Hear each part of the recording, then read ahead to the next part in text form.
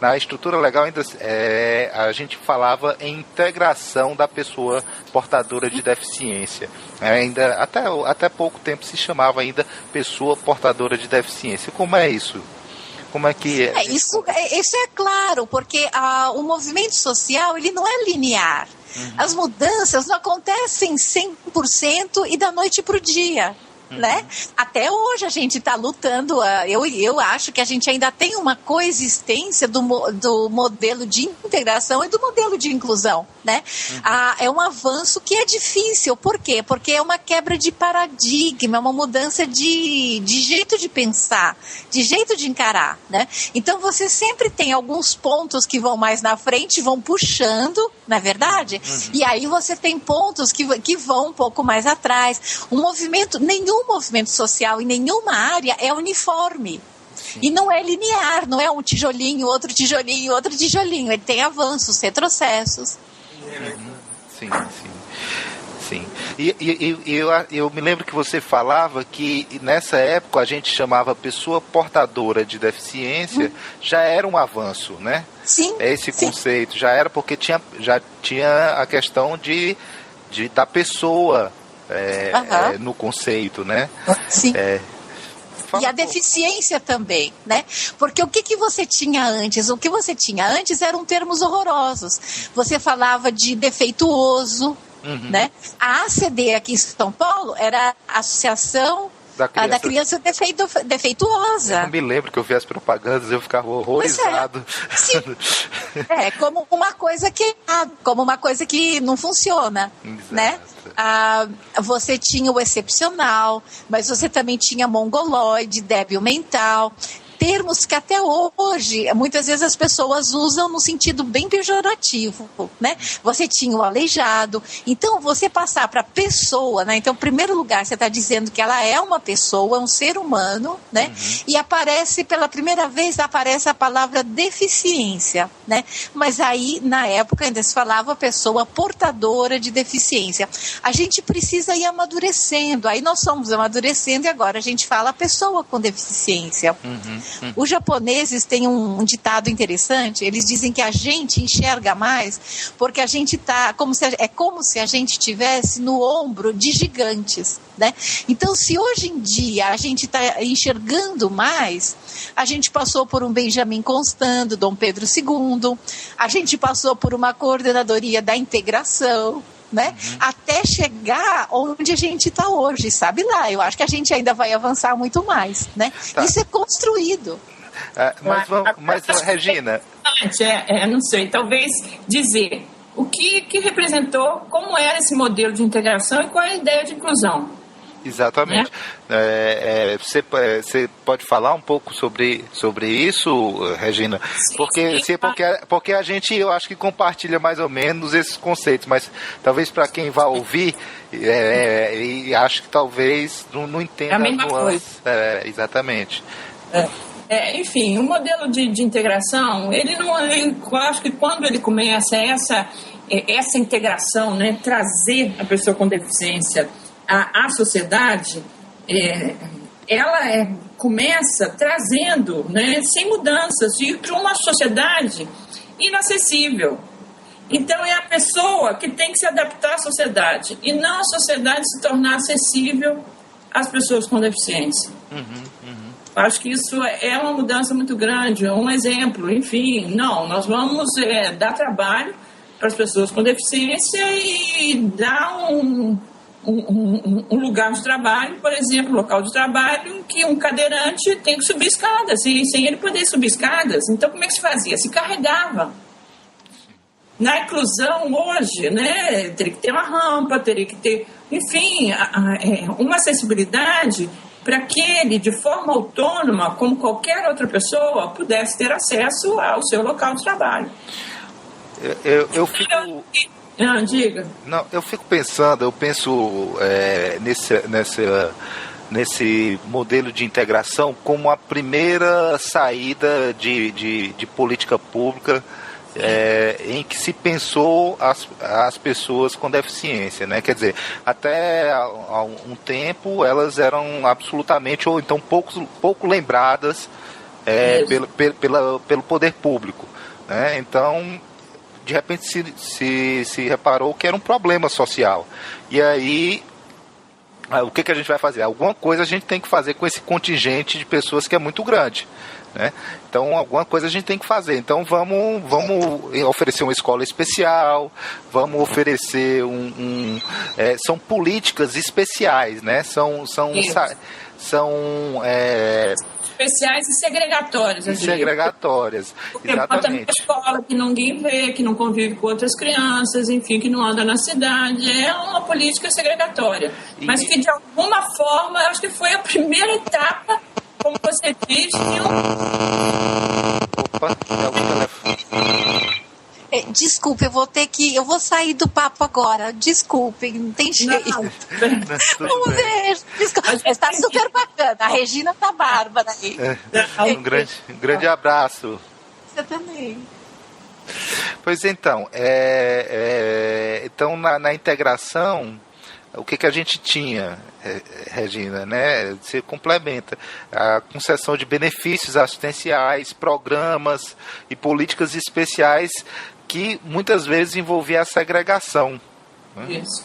E agora, com o avanço, né, a gente vê a inclusão da pessoa com deficiência, ou seja, quando a gente fala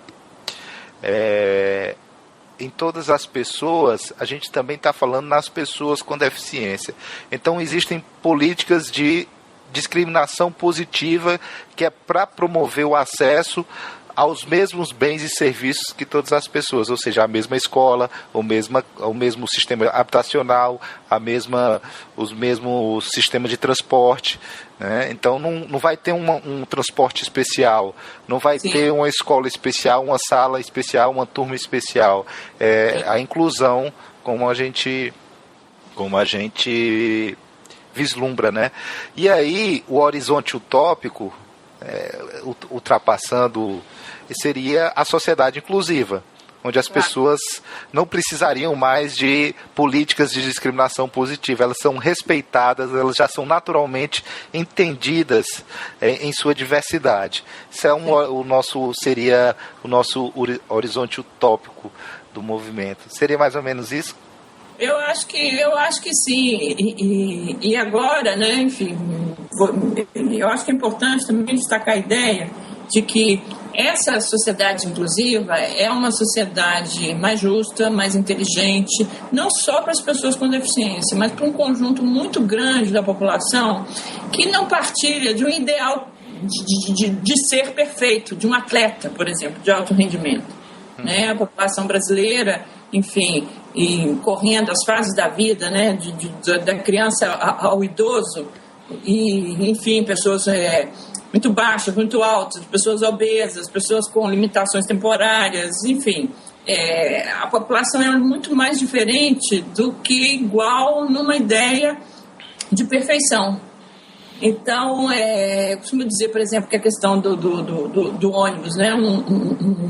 Um acesso para você subir no ônibus 60 centímetros. É difícil para todo mundo. Então, se faz o ônibus de piso baixo, que quando ele para, ele abaixa, fica quase no nível da calçada. Isso é melhor para todo mundo, não é só para pessoas com deficiência. Então, acho que isso é interessante em dizer que a acessibilidade, ela traz a oportunidade da sociedade pensar suas soluções urbanas e de convivência.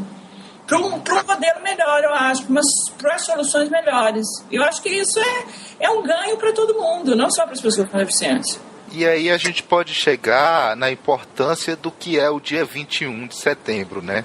O dia 21 de setembro representa no Brasil, né, o dia para você rememorar toda essa luta e toda essa história de luta que começou em 1981 e que se consolidou no Brasil aqui em 1982 e que, enfim, sintetiza todo esse avanço de conceito e de cidadania para as pessoas com deficiência, né?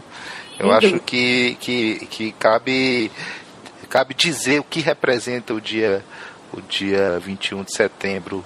Sim, acho que de luta, e muita luta ainda que eu acho que a gente tem pela frente, de lembrar que isso é um processo constante, que a gente tem avançado mas que a gente tem está muito distante ainda de uma situação que seria razoável, eu diria, o ideal, um plano, enfim.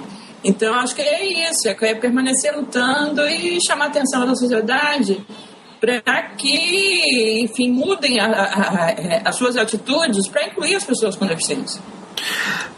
Eu estava olhando aqui, né, o decreto 3298, né, que é o decreto que regulamenta então regulamentava a CORD, é de 1999. E tem um conceito de pessoa com deficiência lá. A gente está falando de 10 anos atrás, né? Isso. De 10 anos atrás. Aí o que diz assim?